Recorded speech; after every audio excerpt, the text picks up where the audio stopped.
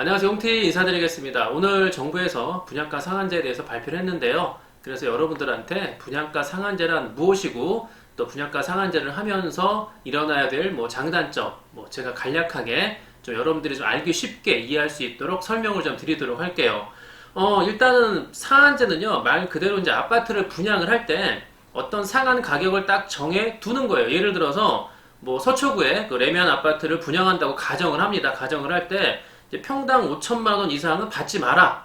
4천만 원 이상은 받지 마라. 이렇게 딱 선을 그어서 정하는 거죠. 이렇게 이제 분양 가격의 상한선을 딱 아무래도 두면 인근 시세보다는 낮은 가격으로 아파트를 또 분양하게 될 것이고요. 이에 따라서 주변의 아파트 값도 이제 덩달아서 내릴 수 있는 효과가 나타날 수 있지 않을까라고 정부는 예상하고 있는 거죠. 그럼 이 분양가 상한선을요, 어떤 기준을 가지고 이제 정할까? 간략하게 또 설명을 드리면요.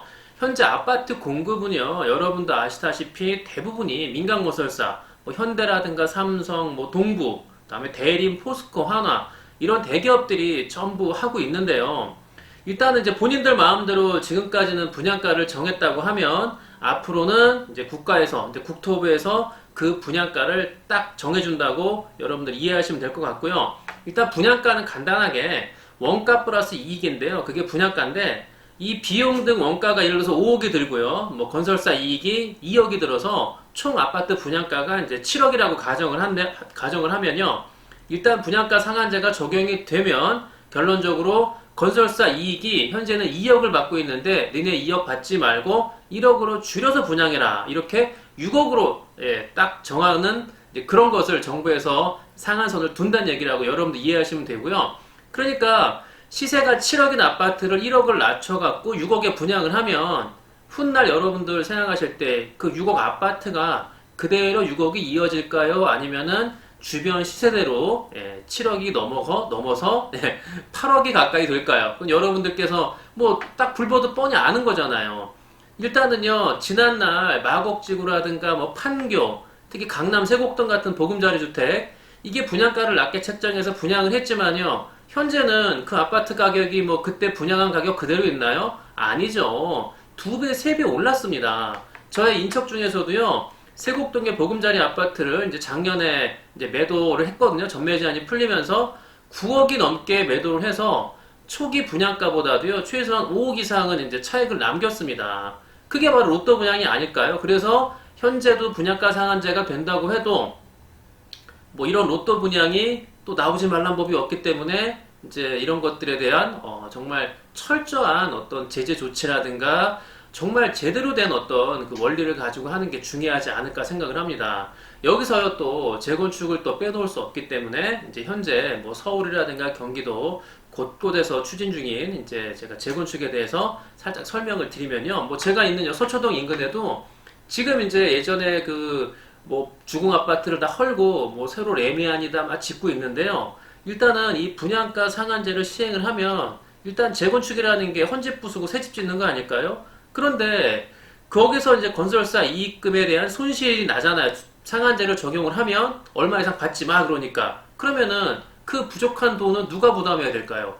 바로 재건축 조합원들이에요. 조합원들이 더 부담을 할 금액이 높아지기 때문에 어쨌든 우리 건설사들이 본인들이 손해를 감수하면서 아파트를 지을 리가 있겠습니까? 절대 없죠. 그리고요, 분양가를 올려야 이제 건설사들이 이익이 생겨서 어쨌든 재개발이 활성화되고 재건축이 활성화되겠지만 일단 이 분양가가 상한제가 딱 정해진다고 하면은 어쨌든 건설사는 사업성이 좋은 지역 요런데 강남이라든가 일부 요런 데만 제외하면요 신규 아파트의 재건축이라든가 재개발은 앞으로 좀 물 건너가지 않을까 어려워지지 않을까 또 예상을 하고 있습니다. 물론 단기적인 방편으로 일시적 처방으로는요 그 효과를 좀 얻을 수 있다고 생각을 합니다. 제 생각은요. 그런데 결국에는요 아파트 가격은 특히 서울의 아파트 가격은요 분양가 상한제를 적용한다고 해서 그 시세나 어떤 시장 원리를 저는 따라갈 수밖에 없지 않을까 생각을 하는 게 제 생각,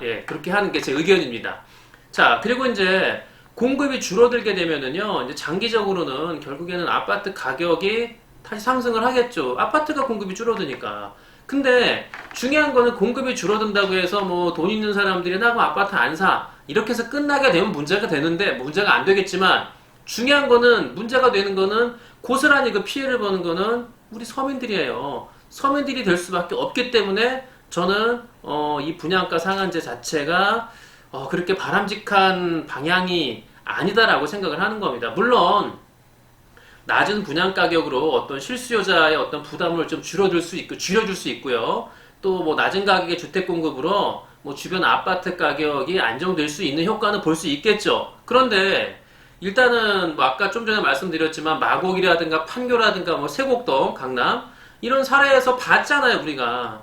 분양가 상한제가 결국 아파트 청약 당첨된 사람들만 좋은 거예요. 왜? 상한제 걸려서 낮게 분양을 받고 몇 년 지나면은 가격이 다시 올라가니까 그야말로 로또 분양 아니겠어요? 그 강남 세곡동처럼. 그래서 결국에는 소수 사람들만 또 이것에 대해서 이득을 보는 거지, 다수의 서민들은 그냥 말 그대로 먼 산 쳐다보는 것밖에 안 된다라고 생각을 합니다. 그리고요, 이익이 일단 적고 마진이 줄어든 아파트 건설에 건설사들이 절대 나서지 않을 거고요. 공급이 줄어드는 건 불보듯 뻔한 일이고요. 결국에 수년 뒤, 뭐 한 3년, 4년 넘어간 다음에는 다시 아파트 값이 오르는 이 도돌이표가 좀 될 거라고 예상을 할 수밖에 없다는 거죠. 제가 뭐 경제학의 뭐 전공자도 아니고요. 뭐 저는 진짜 그야말로 실물 경제 제가 살고 있는 것밖에 모르지만은, 일단 경제 원론에 이제 프라이스 셀링이라고 해서요, 가격 상한제를 딱 선고 놓으면은 저는 앞에서 제가 계속 떠든 대로 결국에는 이제 부작용이 나올 수밖에 없다라고 생각하는 거고요. 물론 국토부의 발표대로 뭐 서울 집값을 잡기 위해 어쩔 수 없는 조치고요. 뭐 진짜 투자하고 투기 구별 없이 무조건 하고 아파트를 통해서 돈을 벌려는 세력들에 대해서는 단호하게 조치를 내리겠다. 이해는 합니다. 충분히 지금 아파트 갖고 진짜 돈벌이 하는 사람들이 많기 때문에 결국에는 우리 서민들이 들어갈 집이 없는 거는 좀 불보듯 뻔한 사실이고, 지금까지 여러분들이 뭐 너무나 알고 있는 거라고 생각하기 때문에 당연히 물론 뭐 이해는 하고 있지만요. 그게 말 그대로 실행이 잘 될까라는 거에선 제가 볼 때는 뭐 의구심이 나는 건 사실입니다. 네. 일단 제가 8월 9일 날이요, 그 한국노동연구원이 이제 청년 고용 실태 이제 보고서를 발표했는데요. 이게 이제 15세에서 34세 2,500명 대상으로 이제 인터뷰한 결과 22.9%가요, 저축을 한 푼도 못 하고 있다. 그리고요, 응답한 사람의 20대도 22.9%. 그러니까 4명 중에 1명은요, 한 달에 한 푼도 저축을 못 하고 있다는 발표가, 글쎄요, 이게 이제 현재 우리나라 청년들의 어떤 취업 어려움이라든가 뭐 그다음에 미래에 대한 불안감을 반증해서 보여주는 게 아닐까라고 생각을 합니다. 결국에는요, 청년들이나 뭐 중장년, 그다음에 뭐 노년에 이르기까지 딴 데 가장 중요한 게 뭐겠어요? 결국에는 지갑의 두께거든요. 그게 바로 경제력이라고 생각하는데, 지갑이 얇아지면 뭐 일단 마음이 불안하잖아요. 돈이 없으면 앞으로 살아갈 일단은 뭐 희망도 없는 거고요. 그리고 미래에 대한 계획, 어림도 없는 거죠. 여러분, 곳간에서 인심 나는 것처럼요, 지갑이 두꺼워야 마음의 여유도 생기고 미래에 대한 계획도 생기고, 아니 그야말로 뭐 여러 가지 주변이 보이는 거지, 아니 지갑이 얇아지고 당장 내일 먹고 살기 힘들어지는 그런 어려움 속에서 뭐 여가 활동, 뭐 여유로운 거 저는 있을 수 없다라고 생각합니다. 솔직히요, 저는 뭐 분양가 상한제 뭐 찬성 반대 뭐 사실 관심도 그렇게 없고요. 뭐 저는 그 정부의 정책이 뭐 잘되고 잘못되고 떠나서 일단은 우리 서민들한테 그 영향을 받기에는 역부족이라고 생각하기 때문에 어렵다라고 생각을 하고 있습니다. 일단은 저는 그랬습니다. 분양가 상한제보다도요, 서민주택 공급에 대한 어떤 제대로 된 그런 원칙이 좀 내려지는 게 중요하지 않을까 생각하고요. 만약에 제가 정책 위반자라면 저 이렇게 할 거예요. 3억 이하에 25평 이하 뭐 비강남권 무주택자, 주택이 없는 사람들한테는 뭐 DTI고 LTV고 이런 거 필요 없고요. 제 말 빼고 신용 등급 이런 거 좀 소득 원천징수 뭐 내라 이런 거 좀 빼고요. 제발 그딴 거 따지지 말고 그냥 그분들이 뭐 신용카드 한 달에 얼마 쓰고 있는 게 증명이 되고요. 그 다음에 뭐 아직 정규직도 아니고 비정규직이긴 하고 알바도 하지만 그래도 정기적으로 한 달에 수입이 있는 게 증명이 된다면, 은행 통장에서 잔고 증명이 된다면 저는 그 사람들한테 이율을 좀 낮게 좀 대출을 좀 해서, 그게 매매든 경매든 상관없이요, 무주택자들이 좀 내 집 갖고 있을 수 있는, 내 집 갖게 되는 희망을 좀 주는 게 제일 중요한 정책이 아닐까 저는 생각을 합니다. 아니, 정말 웃기는 거는요, 신용등급 1등급은 이율이 3%인데요. 신용등급 6등급, 7등급은 이율이 4%예요. 예를 들어서 더 높아요. 아니, 신용이 좋은 사람은 그만큼 돈의 여유가 있는 거고요. 연체가 없으니까 안전하게 살아왔다는 거 아닐까요? 그런데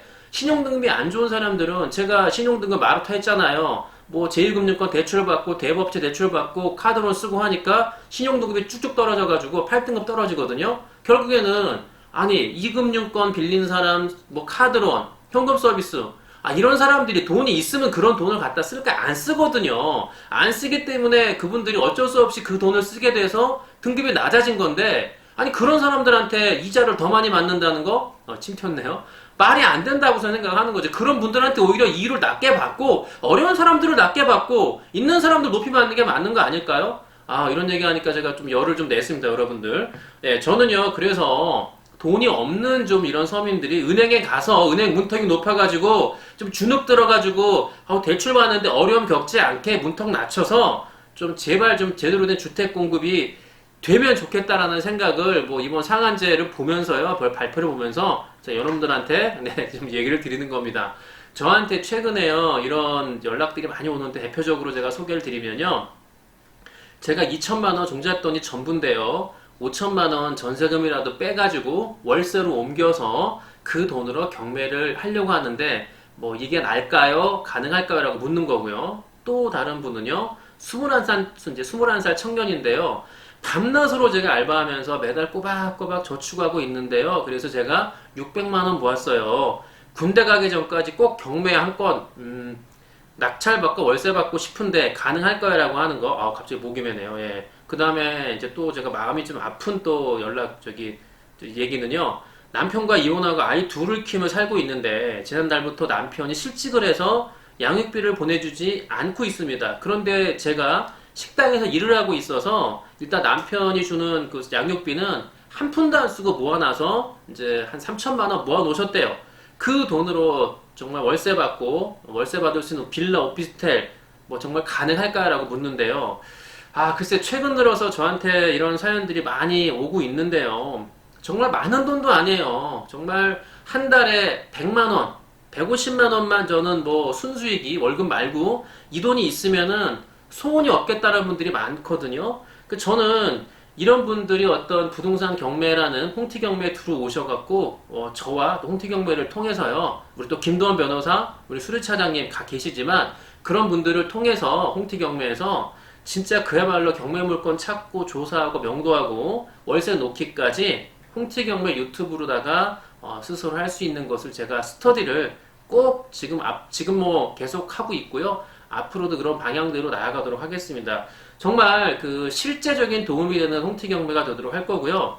그리고 글쎄요, 뭐 저 혼자 떠든다고 뭐 정책이 바뀔 리는 만무하겠지만 분양가 상한제보다도요. 그리고 뭐 솔직한 얘기로 다른 정책보다도 정말 다수의 집 없는 서민들, 인천에 가보시면 여러분들 말씀드리잖아요. 5천만 원짜리, 3천만 원짜리 집도 없어서 그 집에 한 달에 30만 월세 사는 사람들 무지하게 많거든요. 네, 그런 분들한테 조금이라도 희망이 좀 되는 그런 대한민국이 됐으면 좋겠다라는 생각에 뭐 제가 뭐 큰 어떤 그림을 그릴 수 없는 입장이고요. 저도 뭐 나약한 뭐 대한민국 국민 중에 한 사람이겠지만 그래도 제가 제일 잘할 수 있는 부동산 경매를 여러분들한테 정말 도움이 될 수 있게 앞으로 해나가도록 할 테니까요. 여러분들 잘 따라와 주시고 힘내시고요. 뭐 정말 어려운 얘기를 들으면 저도 아까 그런 얘기 들으면 마음이 좀 많이 울컥하기도 하고요. 안타깝기도 하고 해서 막 큰 소리 내고 막 열을 냈는데요.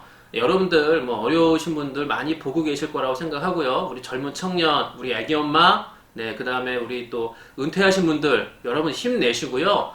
정말 여러분들이 희망을 잃지 않고 살아가는 게 가장 중요한 거고요. 그 희망을 또 갖고 오늘도 살고 내일도 살고 모레도 살고 해서 계속 뻗어나갈 때 여러분들한테 좋은 날이 올 거라고 생각합니다. 여러분 홍티경매 네이버 카페 오시면은요, 힘 있는 얘기, 그 다음에 힘 드리는 얘기를 제가 또 드리기도 하고 뭐 많은 글들이 있으니까 여러분들 카페 가입하셔갖고 힘들 내시고요. 좋은 기 받아가시면 좋겠다 생각을 합니다. 네, 오늘 뭐 제가 좀 열을 냈는데요. 여러분들 이해해 주시고 앞으로 또 좋은 주제 가지고 제가 여러분들 위한 홍태경이 되도록 하겠습니다. 내일 다시 올게요. 안녕.